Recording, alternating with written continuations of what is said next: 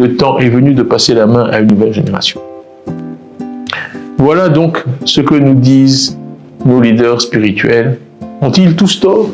On retrouve les mêmes échos dans chacune de ces déclarations. Ont-ils tous tort?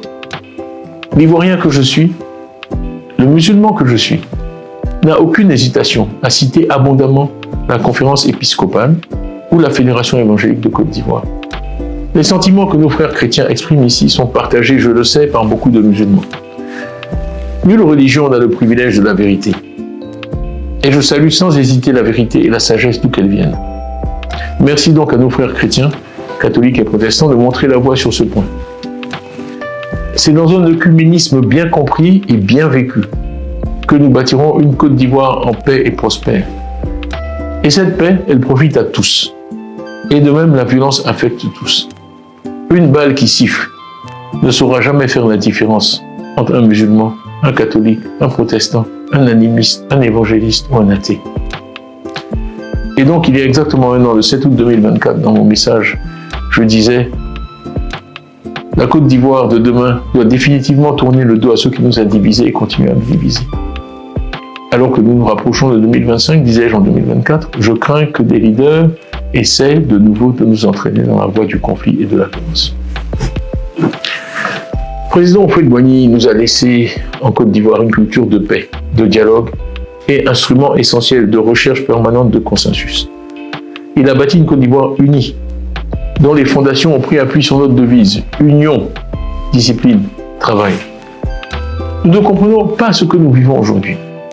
Pourquoi tant d'arrogance? Pourquoi tant de violence? Pourquoi toutes ces arrestations? Amis de tous et ennemis de personne, comme aimait à le dire le président Houphouët-Boigny. La Côte d'Ivoire était un exemple de pays africain moderne et modèle. Elle a su surmonter pendant 30 ans tous les défis, qu'ils fussent sociaux ou économiques, dans un souci permanent de cohésion sociale et de richesse équitablement partagée.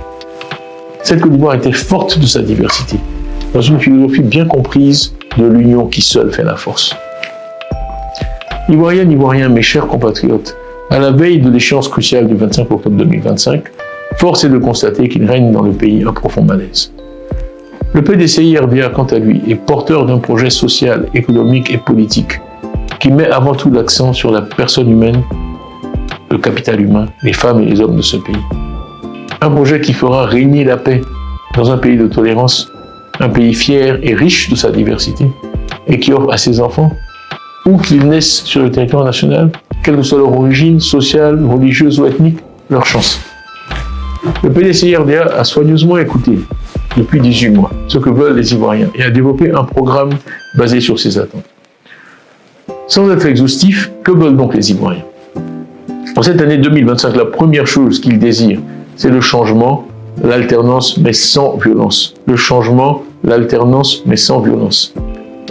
Un auteur a dit « Savoir comprendre quand il faut partir, c'est de la sagesse.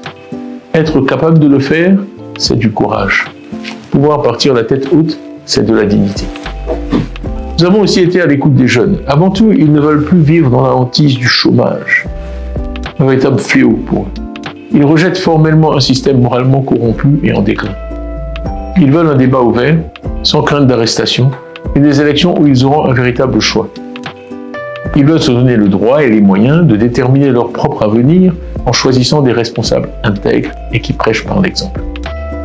C'est cette volonté-là qu'exprimaient les 943 000 Ivoiriens nouveaux électeurs qui ont pris d'assaut les bureaux de la révision des listes électorales à la fin de 2024.